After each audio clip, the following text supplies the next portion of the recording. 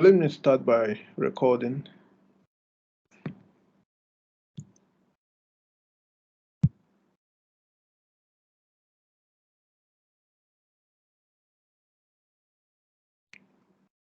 Okay, so welcome to our class.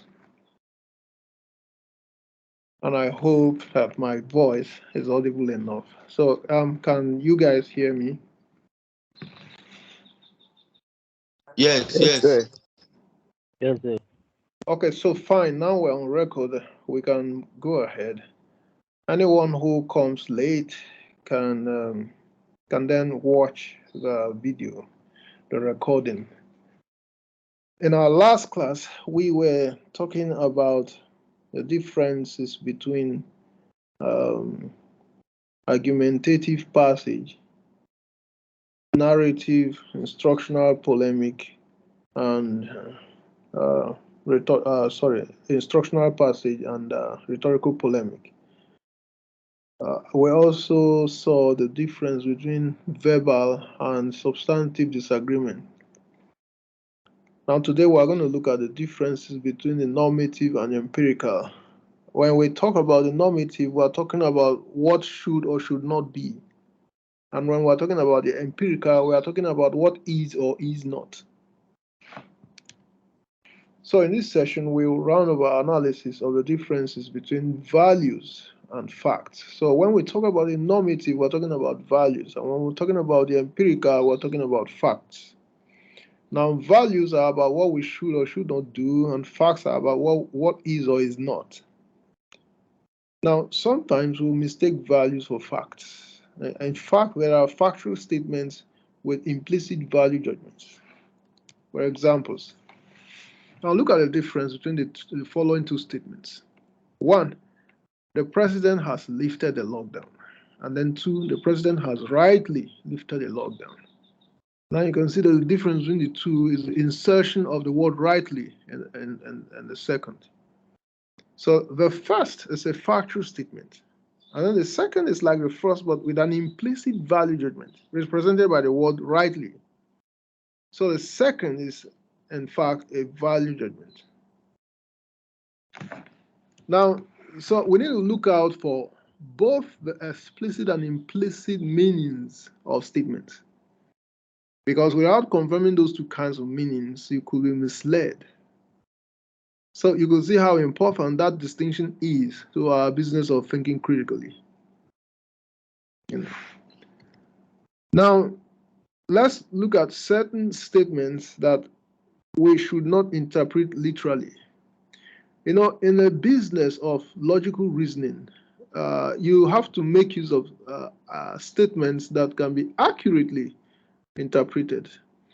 Since accuracy is the number one hallmark of logical reasoning, it means that it is only statements with an accurate literal interpretation that are relevant for logical reasoning. Statements that don't have a specific, an accurate literal interpretation cannot be used in logical reasoning. So we're talking about statements that shouldn't even be interpreted literally in the first place. Statements such as metaphors and even to some extent proverbs, they are the kinds of statements that you would have to shift to one side. They are left out of logical reasoning. So two kinds of such expressions are metaphors and proverbs. So we need to know what they are in order to know how to handle them as logicians. Now, metaphors are sentences that shouldn't be interpreted literally. Sentences that shouldn't be interpreted literally. Examples: don't judge a book by its cover. So it means don't evaluate things by just looking at their appearances. Now, it's raining cats and dogs. Normally, it's interpreted as it's raining heavily. So, of course, you know that it cannot rain cats and dogs. And that's why we say that such statements cannot be interpreted literally. And so then you have proverbs, a sentence with a literal meaning as well as a non-literal one. So proverbs are sentences or statements with both literal and non-literal meanings. And usually the non-literal one is a piece of advice. So that means a proverb is a multiple purpose speech act.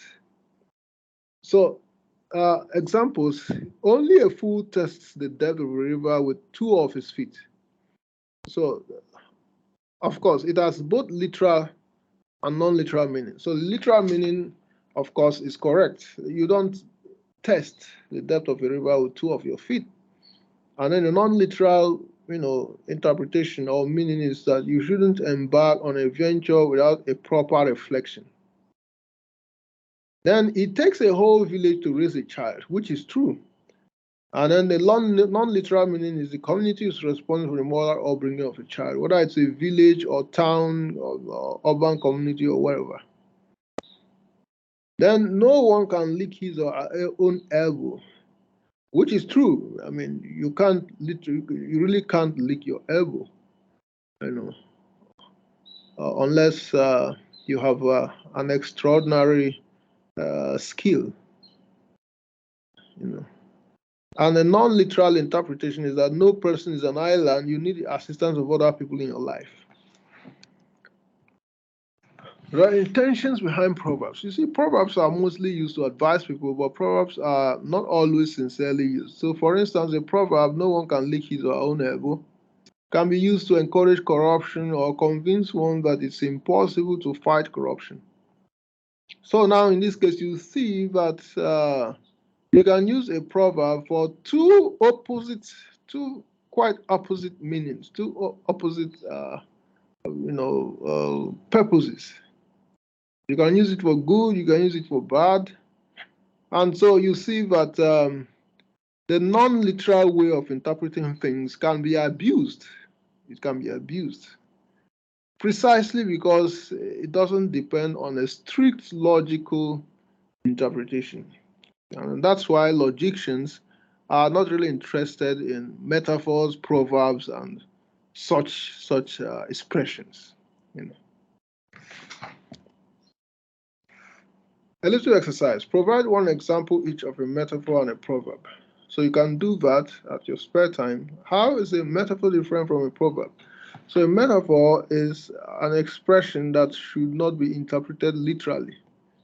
And then a proverb is one that has both a literal and non-literal interpretation. So that's the difference. The difference is simply that a proverb can also be interpreted literally, in addition to the non-literal one. Now, having looked at metaphors and proverbs, the next thing to do is to look at certain meaning defects in language. We are looking at all the things that present problems of inaccurate meaning.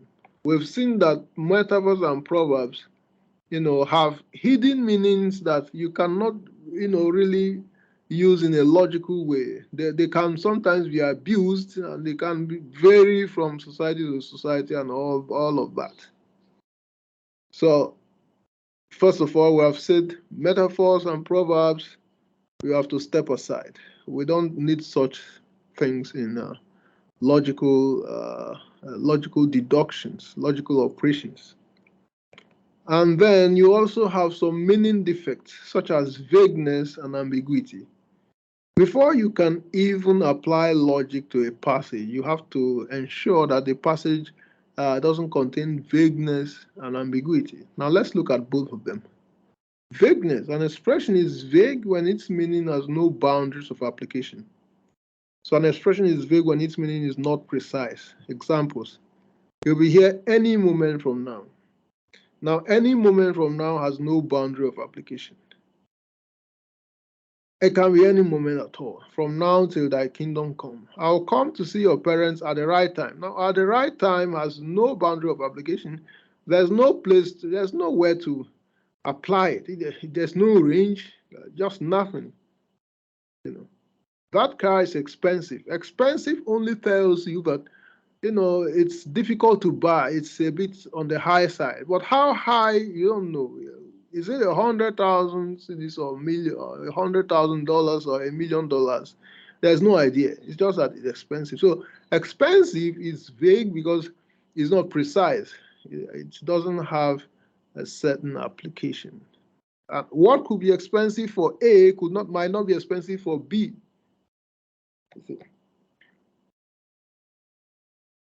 Okay, ambiguity. A sentence is ambiguous when it is capable of more than one meaning. So when a sentence is capable of more than one meaning, it's ambiguous. So you can see it's different from vagueness. Vagueness means it's not precise. There's no boundary of application. It's just all over the place, you know. But ambiguity is that, well, it's precise. We know what it is, but it's more than one. It can mean this, and then it can also mean that. You know, the two meanings are competing. You don't know which one it is. So that's ambiguity. Now there are three types of ambiguity. You have lexical, referential, syntactic. Now these three types of ambiguity, I'm taking them from a textbook. It's not in your textbook, but I'm taking it from another textbook in the university library. That one is more detailed. And so I want to include it so that you'll be very competent in identifying ambiguity. It will help you to identify ambiguity easily. You know. First is lexical ambiguity. If an ambiguity occurs in a single word, then it's called lexical ambiguity. This kind of ambiguity usually occurs in words that have the same spelling but different meanings. Such words are called homographs. So a single word could be ambiguous. It could have more than one meaning. Such words are called homographs. Words that are capable of having more than one meaning. Examples: he lives close to the bank. Does he live close to a river bank or a bank as a financial institution? And then military head 6 arms. Are we talking about the biological head of a military man or the head of the military as an institution? And then are we also talking about the biological arms of a military man, or are we talking about weapons? Other homographs include race, chest, light, and so on. So race, for instance, you don't know what it is. When you see the word race, is it about skin color or is it about competition? It's only when it's used in a certain sentence that you know if it's about skin color or if it's about competition. If we say Peter is from the African race, then we know it's about skin color. But if we say Peter and James are in a race to be millionaires, then you know it's about competition. But when you are looking at the word race, you don't know what it means. You don't know if it means this one or that one. So we call such words homographs. Yeah. Then we have referential ambiguity. Now, this kind of ambiguity occurs in a phrase or word in a particular context, could refer to two or more properties of things in a sentence. Now, referential ambiguity occurs from the use of pronouns and quantifiers. Pronouns and quantifiers. Examples: the boy told his father about the theft case and he was very upset. So the question is, who is upset, the boy or the father? So the pronoun he does not specify which of the nouns in the sentence is referring to. Then another one, he used deceit to sell the soap to me, but I did not buy it. Question is, what did I not buy? Is it the deceit or the soap? So here to the pronoun it, first to specify which noun it's referring to. Then we have the syntactic or sentential ambiguity. When a sentence contains two or more possible meanings, then the sentence is ambiguous. Now, syntactic or sentential ambiguity occurs when it's clear what the individual words in the sentence mean, but it's not clear what the whole sentence means. So each of the words might be clear, but when you put the words together, the sentence is not clear. It's presenting conflicting meanings. So sentential ambiguity is when there's ambiguity in the way the words were put together, not that it's coming from a particular word. Examples. Today we shall be discussing violence on TV. Now the question is it that discussion of violence will be held on a TV program, or that violence on TV will be the topic of discussion? Yes. Then you have another one. The dean will talk about cheating in the seminar room. Now, is the dean going to talk about cheating that happened in the seminar room, or is cheating the topic of the lecture she's going to deliver in the seminar room? So which one is it? There are two conflicting meanings. So that's what sentential ambiguity looks like. So now these three kinds of ambiguity will help you very well, very much to spot, to identify ambiguities. So you know now that anytime you are looking at ambiguity, you are looking for both lexical, one-word ambiguity. You are looking for referential ambiguity, pronouns. You're also looking for sentential, the way words were arranged. Okay. Now, difference between vagueness and ambiguity. A vague term does not indicate a clear boundary of applying the meaning of a term. On the other hand, an ambiguous term gives us ideas of what it means, but suggests more than one accepted meaning, leaving us confused as to which of the meanings particularly is intended. So vagueness means no clear meaning. Ambiguity means more than one accepted meaning. So vagueness is the problem of precision. Precision is the problem of vagueness. But precision is not the problem of ambiguity. The problem of ambiguity is not precision, but multiplicity. Okay, then the role of vagueness and ambiguity in language. Vagueness and ambiguity can facilitate equivocation and disagreement in language. The role of vagueness and ambiguity can also be found in metaphors and proverbs. So when you look at metaphors, for instance, you see that they can be they are not always interpreted literally, because sometimes there is some intentional vagueness somewhere, that can permit you to interpret it somehow. Okay, so equivocation. Equivocation occurs when someone shifts unannounced from one meaning of a word to another meaning of the same word in the same passage. This is usually done with the hope of confusing the reader. Now, when a particular word occurs twice, and then not just that it occurs twice or more, but that the times it occurs were coming with different meanings. So it occurs here with this meaning, it occurs there with another meaning, just like that. That's equivocation. Equivocation is to take advantage of ambiguity, because equivocation means taking advantage of the ambiguous nature of words to persuade or confuse readers. So now we have both argumentative and non-argumentative equivocation. Now we're going to see argumentative equivocation at the end of the semester. But today, we're going to see examples of non-argumentative equivocation. Now, give me a minute. Let me see if it is your tutor calling me or not.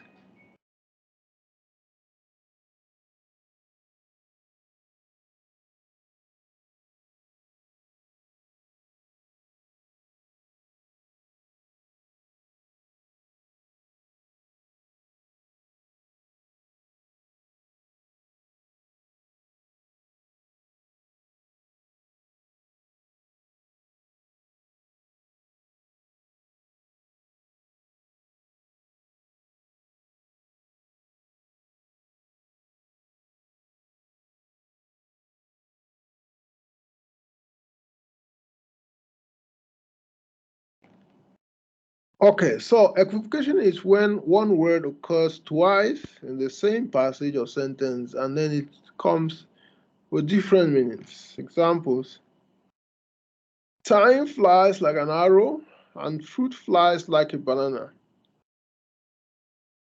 Time flies like an arrow, and fruit flies like a banana.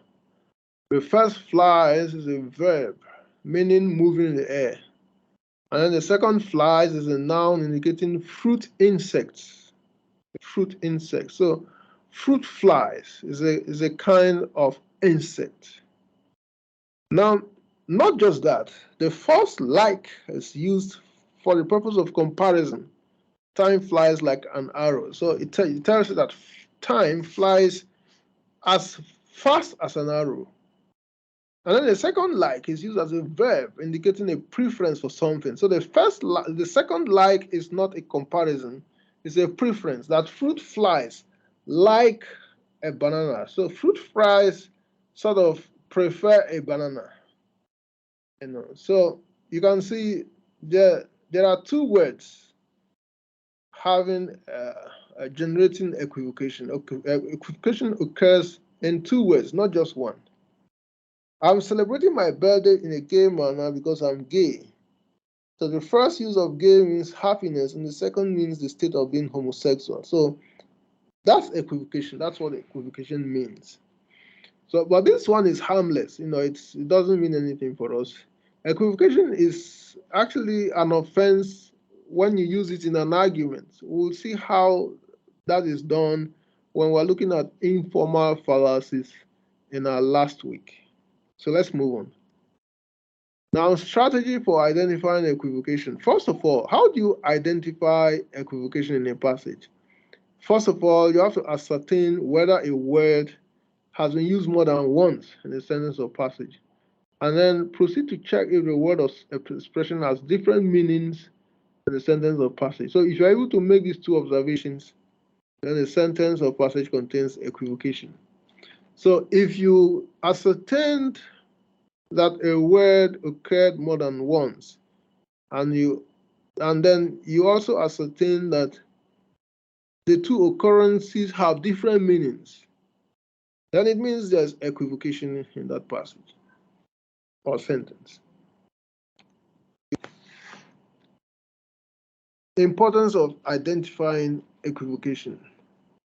Now, note that vagueness, ambiguity, and equivocation are very important in clarifying arguments. If certain expressions are vague or ambiguous in an argument, their meaning needs to be clarified before we can proceed to evaluate the argument. So, like I explained before, in logical reasoning, you can't use passages that contain vagueness, ambiguity. You just have to just have to correct those things before you can even analyze a passage logically. Okay. Now, exercise. Determine whether each of the following is vague or ambiguous. Is it vague or is it ambiguous? Number one, we should raise tax on the rich. We should raise tax on the rich. Is it vague or is it ambiguous? So any of you can attempt to answer. If you want to answer, you have to raise your hand, and then when I call you, you unmute your mic so that others can hear, so that you can be heard by others. So the question number one, we should raise tax on the rich. Is there any problem with the sentence? Is it vague or is it ambiguous?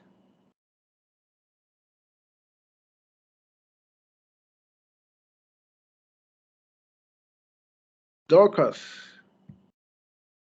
you can unmute. Yes, sir. Yes, go ahead. Please, I think the answer is vagueness. Okay. Because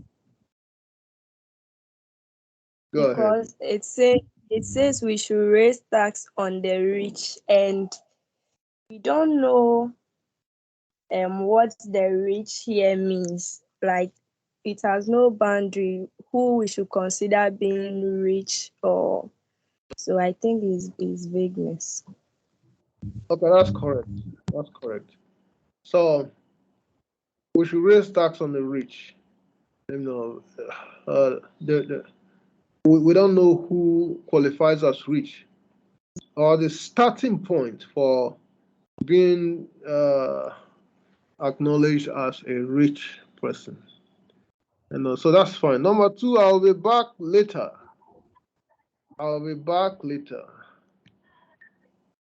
Philip. Sir, Go ahead. sir, the sentence, the second sentence, it has vagueness because the time that the following is going to be back is all being specific. So, like later can be any time apart from now. So, like it's not specific. So the sentence is vague.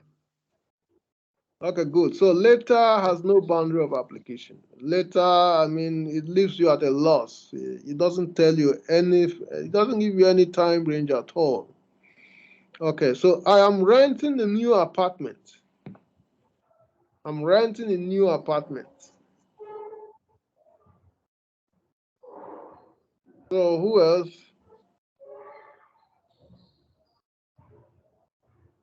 I'm renting a new apartment.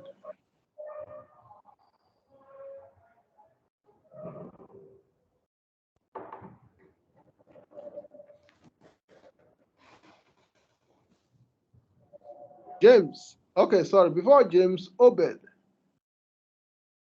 Say ambiguity because you don't know whether he's the one renting the apartment out or he's going to rent it rather. Okay, we don't know if he's renting it out or he's the one. We don't know if he's the person renting it to Yes, someone or whether he's renting from someone. yes, please. And then number 4, stolen jewel found by tree. Stolen jewel found by tree. That should be James. I think James was next to Obed. Let me see. James is out. Rita. I can't see Rita now. Robert. Okay, say. Okay, Rita, go ahead. Okay. So a stolen jewel found by tree. By tree. So we don't know if the jewel was near a tree or it was found by the tree. So it's vague. Yeah, that's correct. We don't know if it is a tree that found it or that it was found beside a tree. So that's vagueness. Two possible meanings. And then democracy is freedom for all. I think we did this in our last lecture. But someone should answer it. We move on.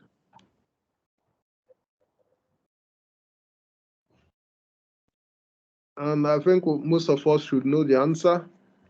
I mean, freedom for all means anything at all in the universe. So that's vague, you know.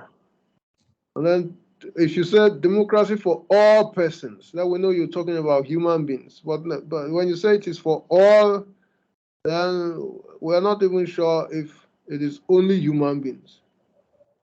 Then 2 vehicles collide, one died. 2 vehicles collide, one died.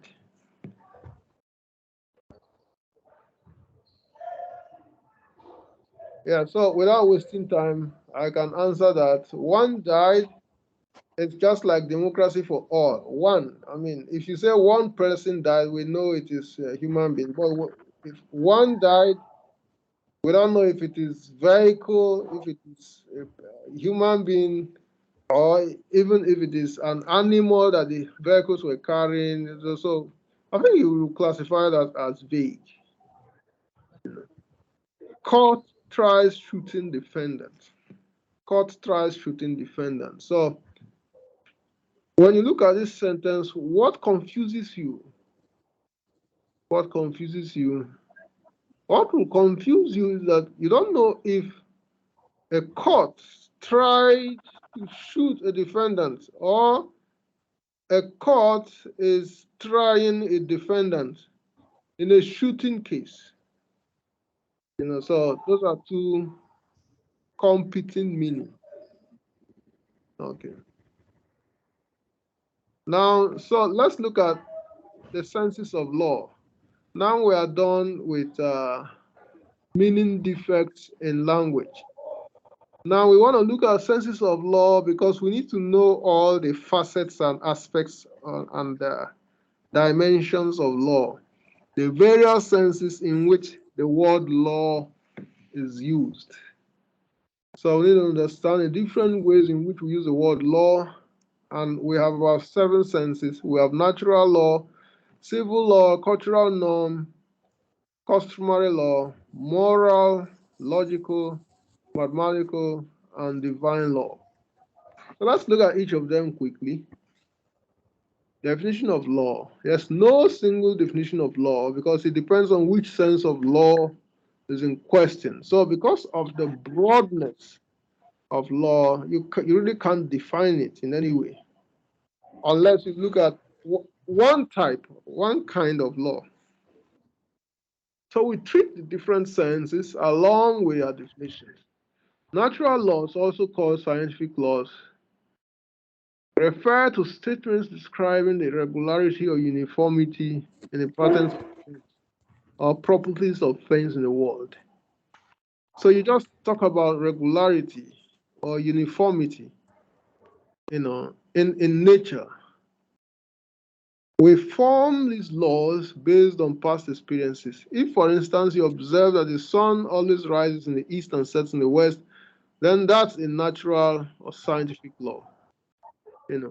Other examples of natural law: planets revolve around the sun, the atomic weight of gold is 12, animals survive on oxygen, anything that has weight falls to the ground if suspended in the air.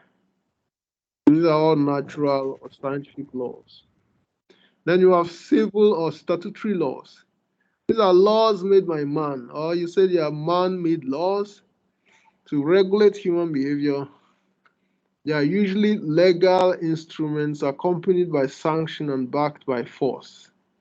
So for examples, you have commercial law, tax law, criminal law, corporate law, constitutional law, traffic law, human rights law, and so on. They must be obeyed by all citizens. They are accompanied by prescribed punishment for disobedience. Then you have cultural norms, social conventions, or social rules. So these are common understandings about how we should do certain things, whether in traditional societies, in the case of cultural norms, or in modern societies, in the case of social conventions, and any society, group, organization, or institution, in the case of social rules. Now, disobedience is not normally punishable, but it at least attracts social disapproval. So examples include how we should dress, speak, receive visitors, worship, eat, observe public holidays, attend social functions, and so on. So these are rules. You cannot even call them rules. You just call them understandings about how we should do things. So that's why there's no punishment if you did not follow them, but at least there could be disapproval. Then you have customary law. When a cultural norm becomes a civil law, in our case, it becomes statutory, and its disobedience becomes punishable. We have customary courts in rural areas. So sometimes cultural norms could be transformed into customary law so that they become punishable. Now, examples of cultural norms that could become customary law include the powers of a chief, traditional marriage rights, and duties. Now, let me see. I think I needed to mute everyone. So now we have moral law. Now, there's no universally acceptable definition of moral law, but moral laws are about rules prescribing how we should or should not behave. Now, usually for a rule of behavior to be regarded as a moral law, such a rule is universally respected. And so, there's no moral law that is objected to by anyone. Any principle that we can call moral law is something that anyone at all would accept. Examples: do not steal, do not kill, don't discriminate, do not take someone else's spouse, and so on. So there's simply no one that will object to these principles. That's why we call them moral laws. Now, any principles that cannot attain the status of moral law are just, what do you call them? Customs. Customs, and, they're just customs at one place or the other. But they cannot attain the status of moral law.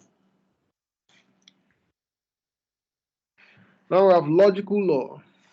Logical law refers to rules for reasoning. Now, the most common examples are deductive and inductive reasoning. Now, example of deductive reasoning, all men are mortal, Kofi is a man, Kofi is mortal. Now, so logical law refers to those laws we are going to start learning about, those rules for reasoning. So when we start dealing with reasoning, you begin to see rules for reasoning. So those are what we call logical laws. Of mathematical laws, which are rules for mathematical operations. Examples: never divide by zero.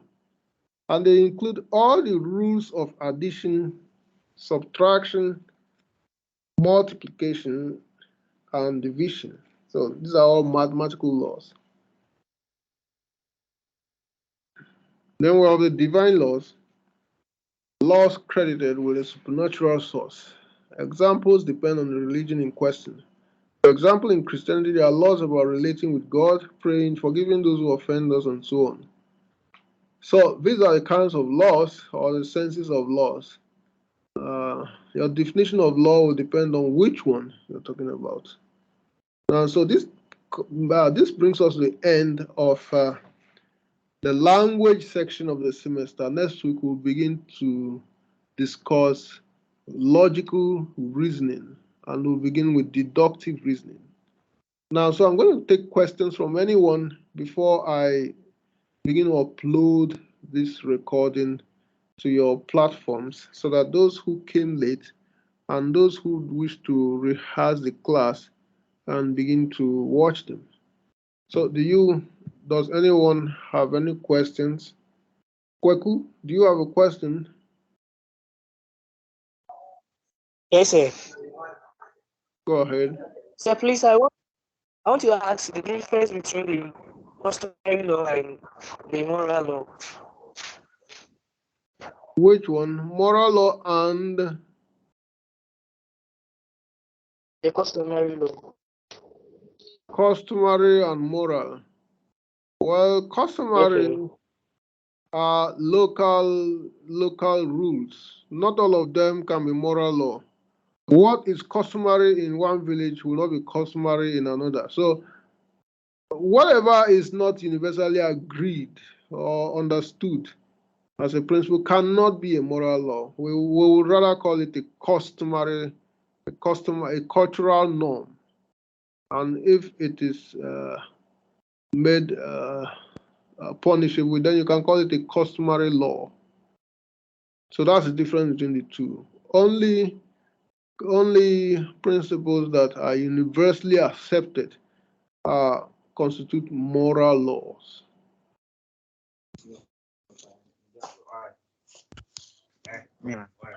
And then Robert, you need to unmute your mic so that your question can be heard. Hello, sir. Go ahead. Hello, sir. Please, I wanted to ask a question on the laws. Some of them all have limitations, especially the moral law. Yes, go ahead. With the moral law, one of the examples was do not take another's spouse, another person's spouse. Yes. And I saw a limitation in that, in the sense that if the situation calls for a mediator, or there's a sort of conflict between both spouses, maybe an external person could come to the aid of the victim in that quarrel, and then probably, I don't know, win over the person's heart, and then that could lead to taking the person's spouse. So I don't know if some of the laws have limitations or they can be bent. Well, it depends on the nature of the relationship. If it is an informal relationship, then you cannot call it someone's spouse. Someone's spouse is usually a married person, and unless the marriage is annulled or dissolved, taking the person is to take someone's spouse.